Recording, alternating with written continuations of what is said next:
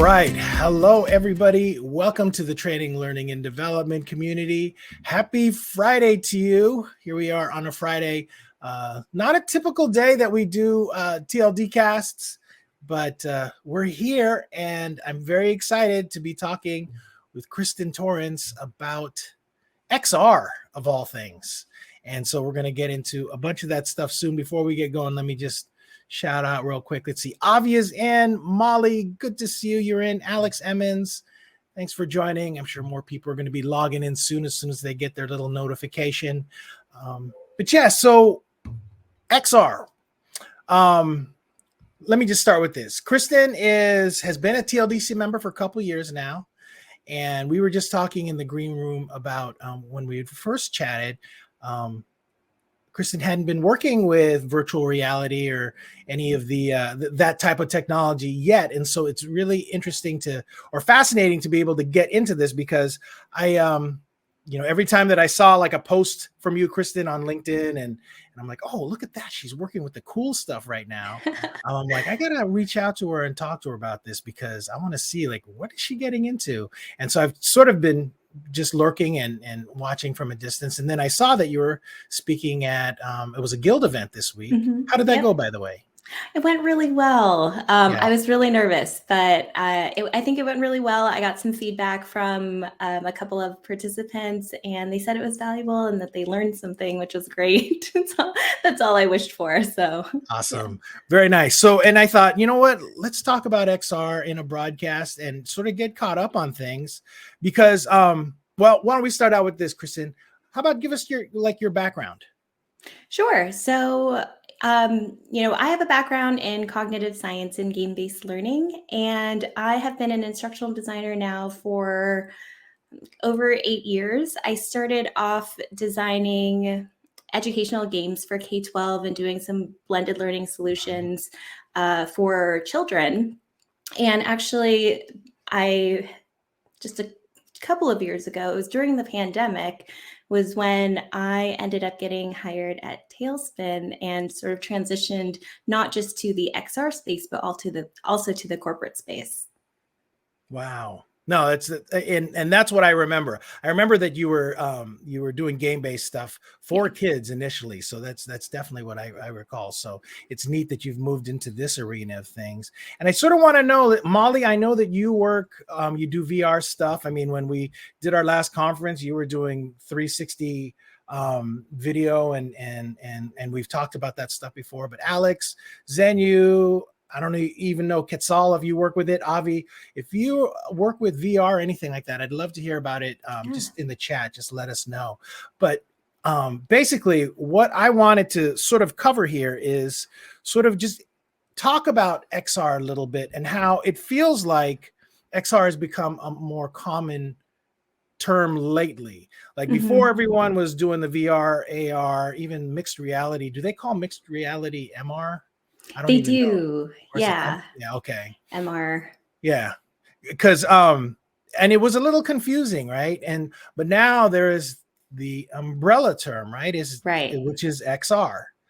Yeah. Which is extended reality. And I still get sort of tripped up about it too. And I still get a little fuzzy between what MR is versus like AR, because I feel like there's like a gray area there. But XR is the umbrella term, extended reality. And within that, I think there's some other R's in there, other types of realities that we don't talk about, like alternative reality. I think there's some other R's in there that we don't talk about, but the main ones we talk about are augmented reality, virtual reality, and mixed reality. So augmented reality, like you're in your own reality, but there's like computer generated things augmented onto the reality that you're in. Nice. Often accessible via phone, tablet, or glasses. And then virtual reality, like completely spatially, the entire environment is computer generated, but also accessible either on desktop or head mounted display. And then MR, I still get a little hazy about exactly what that means or what that looks like, because I've never experienced it. Right. Nice. Okay. So I think that one of my main goals in being able to talk to you was you as an instructional designer or learning experience designer, where you started out, like, for example, working on game-based learning, building stuff for kids, and then you got into these different technologies, these realities, how exactly that worked for you. Because I know, just because this is TLDC, I love to talk about people's careers and stuff, and just so others can learn from it. Yeah. But tell us, how did that experience begin? Where did XR come into your life? Sure. So, I mentioned that I was creating like educational games for K-12. Well, I got to demo a lot of our products at conferences or at expos. And with that experience, I got to I was exposed to a lot of other like game companies or other people who were creating learning experiences or game-based learning experiences, and I got to play a lot of their games as I was at these events. And I would then say, like, my first ever exposure to virtual reality or augmented reality was out at these events, and it just blew my mind. And this was a couple of years ago. I started because I was going to these events yearly, I think starting in 2015. And every year I looked forward to playing like virtual reality, like putting the headset on. I still remember the first virtual reality game that I played at like a conference. And I've always it had always like stuck with me. And I think that was the moment where I was like, you know what? I want to eventually be able to design things like this, where people can have just so much fun as they're learning. Wow. So basically your experience with it just began at events. Yeah. Mm-hmm. Wow. Just trying it out. And no experience with it prior. It was just happened when you were demoing stuff and going to booths and messing around with it. Yeah. No experience prior. Knew really nothing about designing for XR or virtual reality rather when I started at Talespin. I knew about what game design, like the game design process was. I took a lot of classes in graduate school for that. And then I also like did that in practice at my previous job. And then I did dabble a little bit, during those years. So before starting Talespin, but after my first exposure at a conference, because Myra Roldan had published a book called Augmented and a couple of years ago. And I had taken I think it was a training magazine, like online course on like AR rapid prototyping. Mhm. And I got so into it. And I had used Zappar and I had brought so I sort of, I tried it out on my own and I made a gallery walk for my company. Like we were doing research at the time, and we had all these different sites that we were doing research at. And we had a company retreat, and I was like, you know what, I want to do something really fun. Why don't I do an AR gallery walk where like members of the company can come and learn about the study that we're conducting? And so, and how did that turn out? People tended to like it. I used a function in Zappar. It may or may not look different now. It's a couple of years ago. I think it's in 2019. But I had tagged a number, or I had inputted a bunch of different like photos from the sites, videos of like interviews, like just like site footage. And then also like contents of the curriculum that we were implementing there at the time. And so people seemed to like it. It was definitely, I think it was their first exposure to augmented reality. Right. And so was that when you decided, okay, this is something that I want to keep following? This was, I just started this. I'm playing with Zappar now. I'm on this kind of path where I want to discover more or continue to play around with this technology. Is that basically where it started for you? I think that's where it started. And honestly, I didn't know what to even do of it. And it wasn't until I even had like the prospect of getting hired by Talespin that I even thought it would ever come true. Right. I want to say that, oh yeah, like I planned for it and I, did a lot of professional development around it and then got hired. The stars just kind of aligned. I was looking for a job while they were hiring, and I got hired at Talespin, and I'm really happy here. That's great. Now let's get into that in a little bit more, because it really is fascinating to me how, you were a learning experience designer the first time we talked to you, and then now you're the, it's an impressive sounding title, head of learning engineering at Talespin. Like, what happened between then and, between, like, say, your Zapper experience and then meeting with Talespin and having this new role working directly with these types of technologies? Oh, I feel like I've just grown so much in terms, even since I got hired at Talespin. And I think part of the journey of mine that I think was most like fruitful, like in retrospect, is that I got to, like, when I started at Talespin, I did feel like, imposter syndrome. I had never designed virtual reality before, but I wanted to leverage what I knew. And what I knew was game-based learning. And I knew that, game-based learning is, in a sense, immersive learning. And so I figured that I can transfer a lot of my game-based learning, game design concepts over into designing for virtual reality. And that just like really motivated me because, I felt like I was like trying to stretch myself really the whole first year that I was working at Talespin, because I was learning so much. I was trying to soak up so much, for me, it was it was an entirely new sort of design process that didn't look like any of the other instructional design that I had done before. In terms of things like storyboarding or wireframing or evaluation, right? Like action-based evaluation as you're behaving in or acting on the virtual space. And for me, thinking about all those concepts, I've always been super interested in measurement and analysis. And for me, it was like it was really fun to learn and grow and stretch myself in this new realm that has just, I've been in awe of. And I still feel like there's so much more to learn about XR in general, and even just virtual reality in general, which is like really my primary modality that I'm designing for. Nice. Okay. That was actually what I wanted to ask, just so that it could help sort of establish like some parameters for our conversation more. So virtual reality is more your focus, more so than augmented reality or mixed reality, which is kind of like, what is the Microsoft product? I think that their headset is sort of more of a mixed reality headset, right? Where you can actually see through the headset, right, and work with augmented and sort of virtual objects.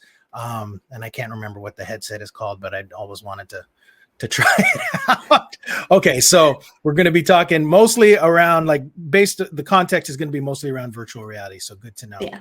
Okay, so well then let me start with some of the questions, some of the stuff that's been voted up more highly in the Q&A area. How about? Oh, thank you, Molly. HoloLens. Whew. Oh yeah. Most impressive example of XR and learning. Or why don't we just go specifically with VR and learning that you have experienced? Is there anything in particular that you've seen that that just really stands out for you? Sure. So I don't know that I can point out like the absolute best experience that I've ever had, but I could tell you a little bit more about that more memorable experience that I have, which is that game, which I've actually played since I first, tried it out at an expo. And it was a science game. And maybe there's a trend here, right? I was creating science games and I'm trying these science VR games. But it was a game called Tablecraft. And I think this is why it blew my mind and it was so memorable, was that you got to like literally smash, like it was, you learned about the periodic table of elements, and you got to smash elements together to create objects in the physical space Mm, around you. And for me, that sort of blew my mind, because it took something so abstract, and like micro, and made it accessible at the macro level, at something that we could see here in the physical space. wow. Um, so for me, I keep thinking of things like that, right? So like, how do we translate things that are so abstract in our mind, but like be able to interact with them in whatever system and whatever immersive system that we're working with, to better be able to tangibly understand that concept or that thing or organism or object, or the physics around it. Right. And it's so incredibly powerful. I mean, last night I was talking to my son. He's only 8 years old, but we were I was working on the computer, and he saw that I was writing, some of the questions that I was, that I'm asking you today. And so he's like, Dad, you remember, 2 years ago when you let me look into some VR, and we saw that whale, and I got to play with some fish. And the way that he was talking about it was like, like that he actually experienced it, Mm-hmm. right? Because it's the simulation that I have where you go down to a sunken ship, and you get to stand on the actual ship, and then a huge gray whale just comes by you, and it's just with the audio and just the movement of everything, it's totally intense. And Mm-hmm. I let him experience that. I actually don't let him do anything other than that on VR, but he actually feels like he experienced it. And so, I mean, do you have anything that you've learned when it comes to anything that you're building and designing things, just sort of cognitively? How do we make those? What are those connections like for learners when you're in a virtual reality environment? Mm-hmm. Well, there's sort of that textbook answer about, virtual reality being really good for like a handful of things, things that cost a lot, things that are high risk, and so on and so forth. But I want to say, just in my own opinion, the thing that feel, or the element that I feel that virtual reality really excels in, is the affective part of learning, and really tapping into our emotions, and emotional triggers, really. There's just so much there. And a lot of that, what we do at Talespin is soft skills training. And we have to situate folks in really uncomfortable social situations. Yeah. And I think that in and of itself is, I love hard skills training, and I feel like it's super, super fun to create hard skills training, but just the emotional aspect, and like the storytelling, and the affective elements that you need to hit when you're teaching in virtual reality, in terms of these like interpersonal skills. I think there's an element there that is just so cool and Mhm. so powerful, because you can really, I guess it's because it like affects our I don't know, like our emotional, it really hits at our Right. heartstrings sometimes, especially if something is really devastating. It could be really memorable. Yeah. I know that for myself, one of the more powerful virtual reality experiences I had was, it was a music video. And I think it was created by Google, and it was a few years ago. You could, watch, you were able to, it was one of those ones you could actually watch on your phone with, one of the cheap headsets, but it Hmm. was just a story about a dad who was a musician, and, he was not successful as a musician. And then he had a daughter, and he was a single dad, and he was raising her. And then he ended up, having to sell everything because she wanted to be a musician, and he just supported her. And then eventually she became rich and famous. But there was music, and it was Yeah. VR, and it was just brought you through this whole story.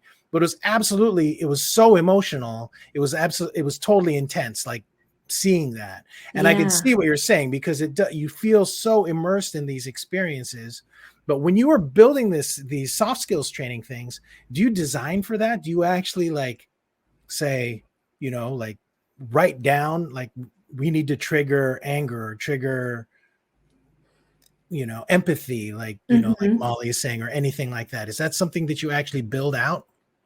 Yeah. So, and this is, you might find this interesting. So, you know how, in typical instructional design processes, you may create a learner persona.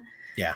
So, one of the things that I learned from our narrative folks is that it's helpful to create like character personas for everyone that the learner will be interacting with in a virtual space. And identifying who those people are, what their dispositions are, what a day in the life for them is. Did they get coffee spilled on them before going into this, before interacting with the learner in this Mhm. particular situation, right? So really thinking through who are each of these people, not just, their general archetype of like their role, or the role they play in the workforce, but who are they as humans, and what things do trigger them, or what things do they prefer, right? Do they like to build a lot of empathy and have some icebreakers before getting it down to business, or are they a straight shooter and they prefer getting straight to the point when you meet with them? So really thinking through, because it is like a story. Yeah. You're creating these immersive storylines, and the learner is just immersed in it, and is interacting, and by those interactions, the storyline is dynamic, and depending on the decisions the learner is making, one or more things may happen in the That's situation. fascinating. That reminds me of, like, say, building like non-player characters in like a role-playing game. Exactly. Yep. Wow, that's interesting. You know, like I've told you before, I had like some interest in VR. Like, I have an HTC Vive, which I haven't Nice. booted up in a few months. But back when we even did TLDC 16 in San Diego, I had an area at that conference that I set aside for VR.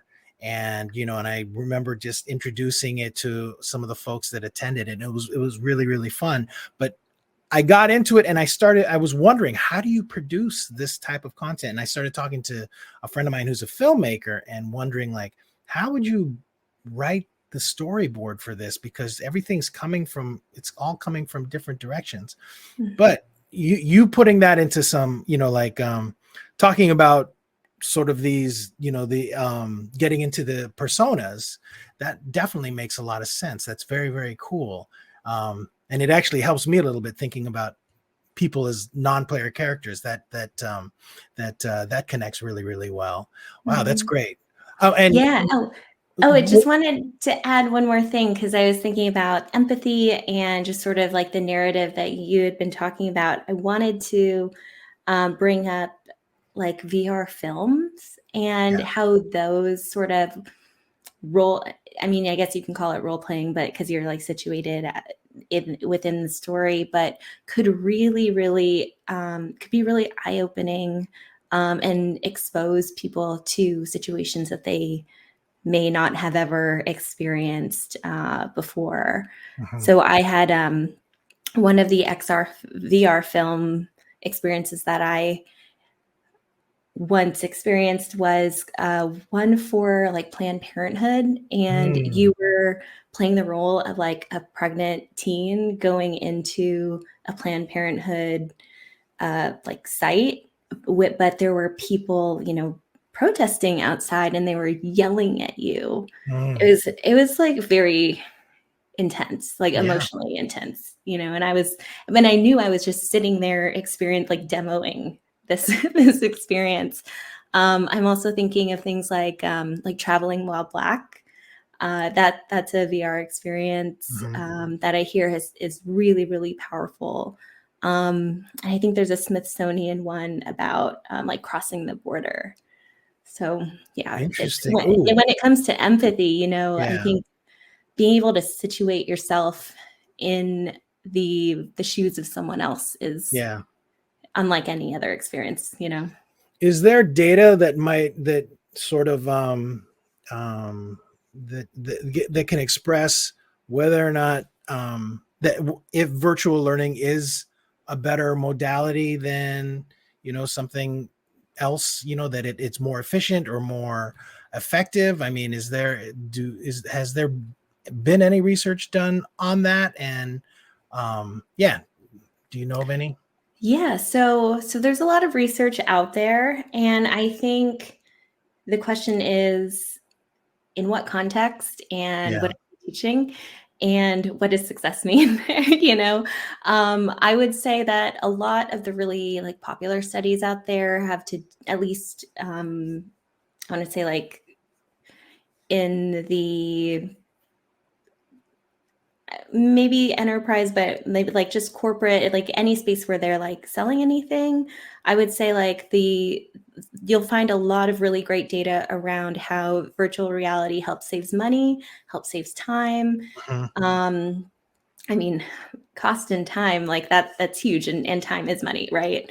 So there's a lot of data around that, which is awesome. So that's a great sort of angle to build a case around if you want to bring XR to your business.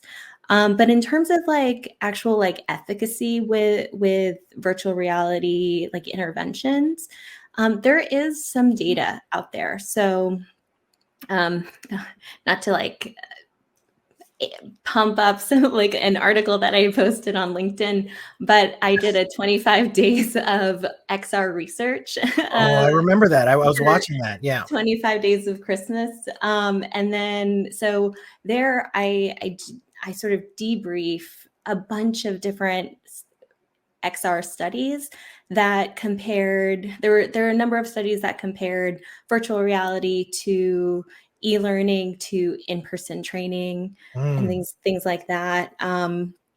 Oftentimes you'll see that virtual reality you'll see a number of different sort of findings there, ranging from like virtual reality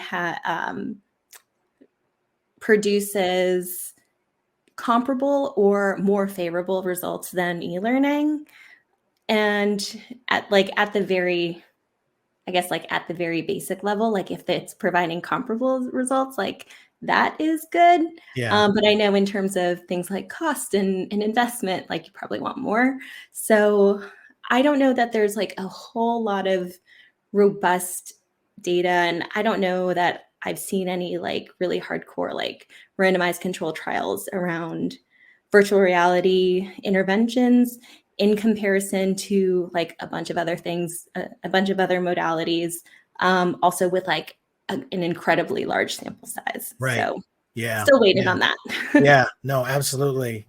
Let me get into some stuff here that because I'd like to kind of provide a little content or some background on, like, if there are TLDC members that or listeners to this podcast, if they wanted to get into XR and possibly look at shifting their career towards working with extended reality.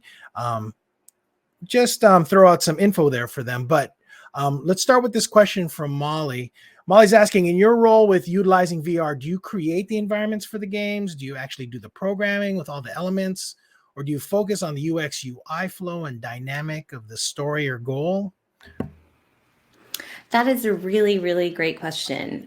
So really, my primary responsibilities are around the needs assessment, the discovery, really identifying what needs to be learned, identifying learning objectives, but then operationalizing those into actual decisions and behaviors that we are soliciting from the learner in the VR space, and tracking, like defining a way to track and measure that.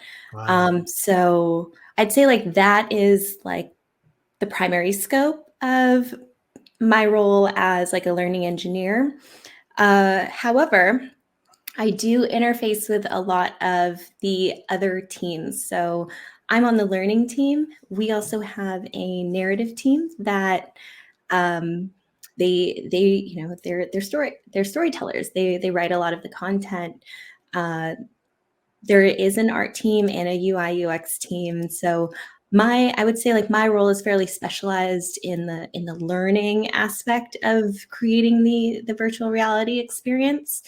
But I do interface with other folks who do a lot of those other elements.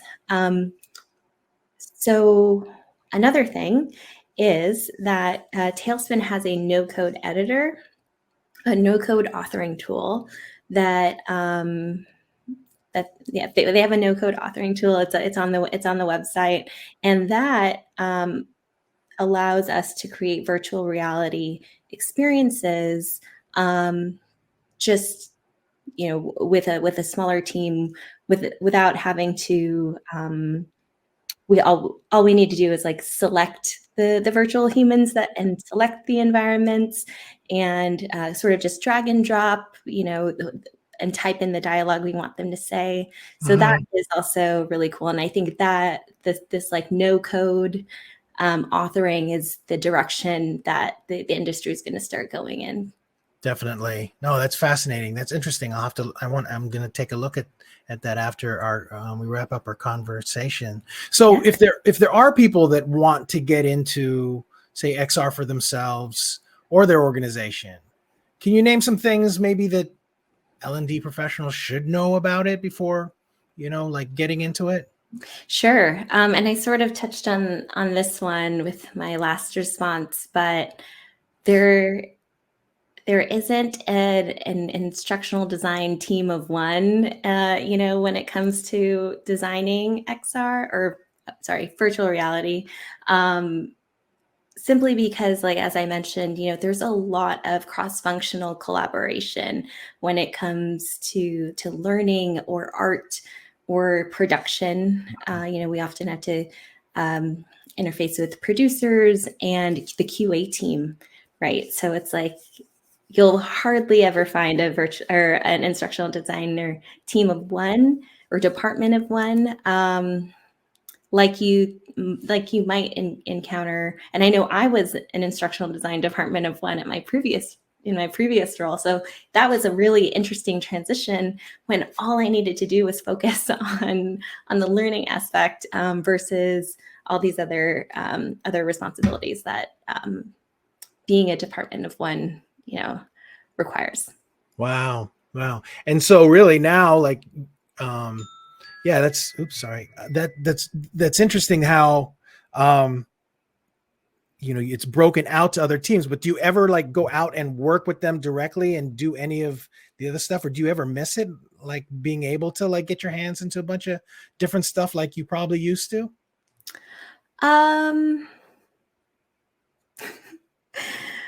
No, not really. No. Because I feel like I have been able to focus on the things that I'm truly interested in.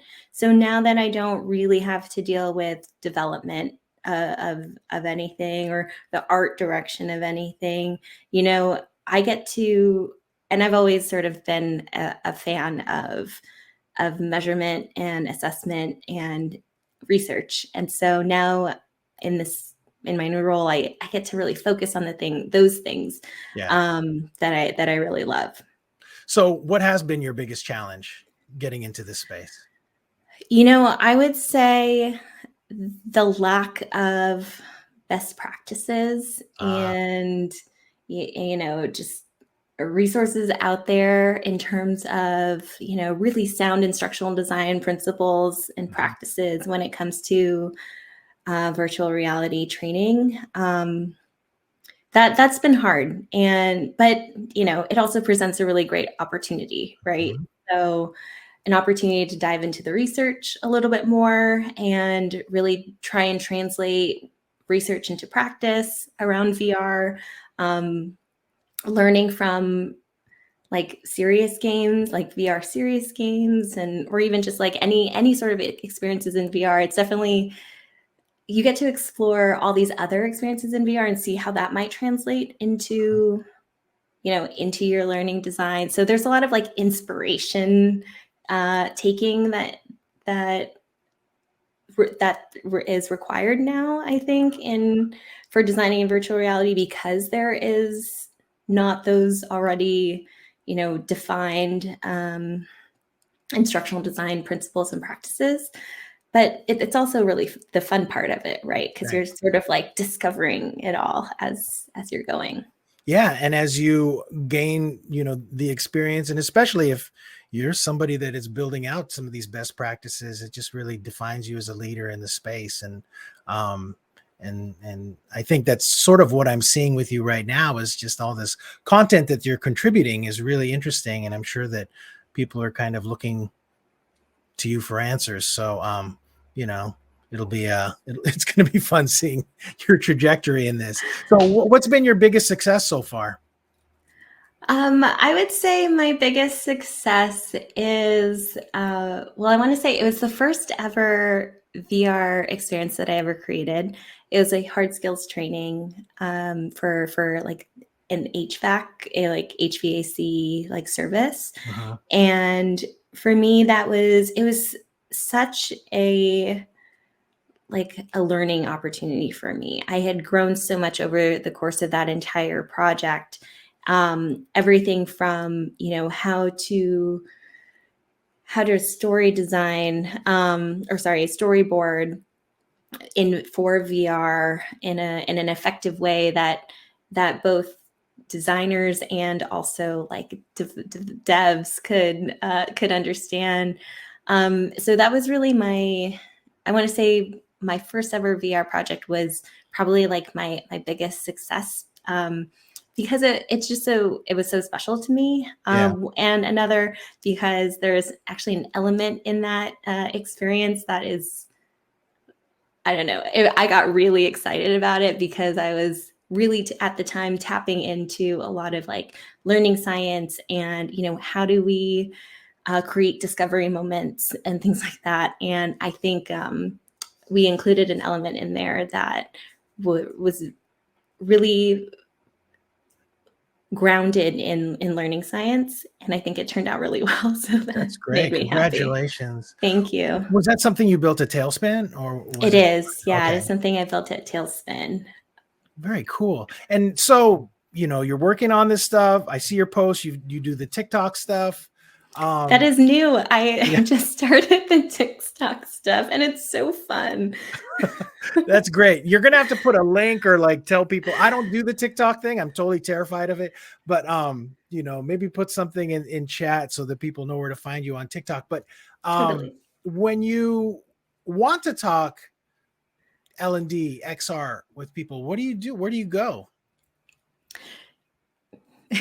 Not to like drum roll into something else that I'm promoting, but me and a couple of other instructional design friends of mine, we all sort of created this community of practice called XR and LXD. And we have a monthly meetup the last Wednesday of every month where, anyone is invited. Anyone who with an interest in XR, you don't need to already have experience with XR. And we just come together and we talk about XR.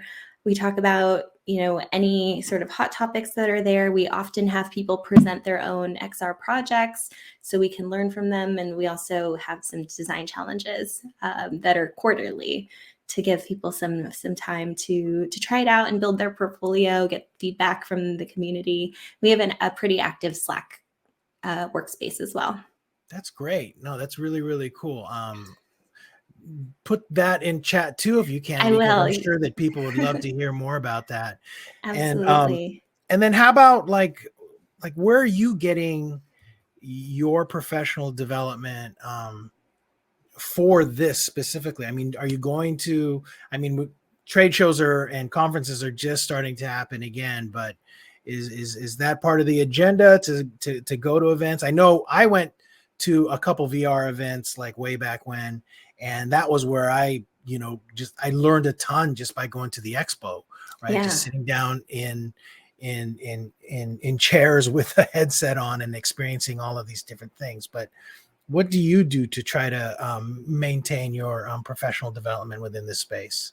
Yeah, that's a really great question. So I did join 2 other communities for immersive learning. One is called iLearn. It stands for the Immersive Learning Research Network, and in that they have a Discord, and they also have a conference coming up in June. But it's an entire community of like researchers and practitioners who share their work openly and share, what's new in the industry, and processes and practices, and just like research that is out there. And I've found that really valuable in terms of just keeping abreast of, what people are doing in terms of immersive learning, and like what research is being done out there, in all different facets of immersive learning. So that's been really helpful.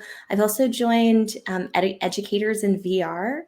They are really also a really active community. They meet in AltSpace VR. They have a ton of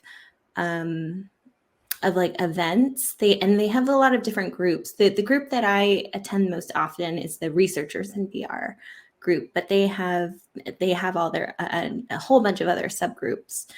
And then I also join, and this is like tangential to learning, but XR Women. They are they meet every Wednesday in the iLearn campus, but they have their own like XR Women Hall.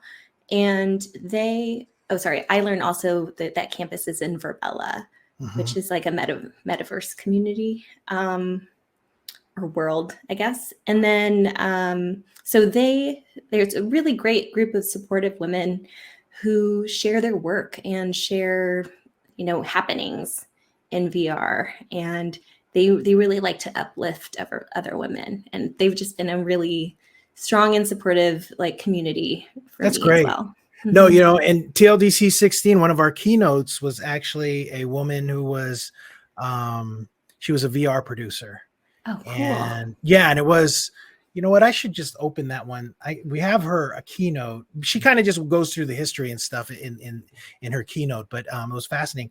I don't even know like where she is in the space anymore, but that kind of just goes to show you, even back then, just that VR and learning was definitely like still a significant thing. And it was kudos to Brent Schlenker. He was the one who was really interested in having her come in, and she was just a fantastic keynote at the time. So and it is. I do think that I've seen a lot of that. I like that there is actually some very strong women leadership in that space. So that's impressive to see.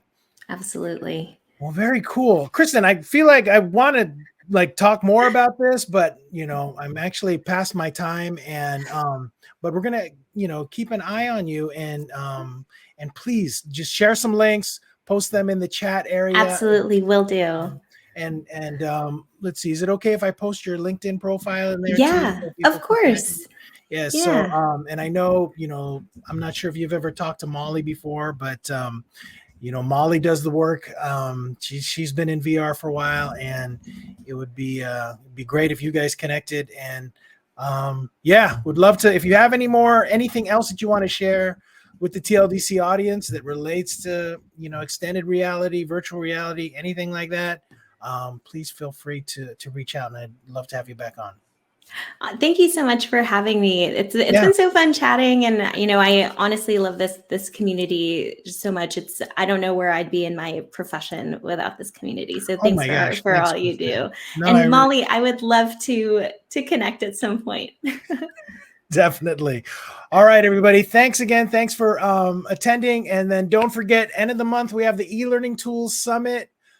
Getting everything finished up. We have pretty much all of the slots in, but we're just figuring out times and stuff, but I'll have that on the main website at some point this weekend, but it's looking really, really good. 12 speakers, 12 different tools, and it's going to be a lot of fun, and that's on April 28th and 29th. And with that, wrapping it up. Thanks again, Kristin, and we'll see everybody next week. Yeah, happy Friday. Bye.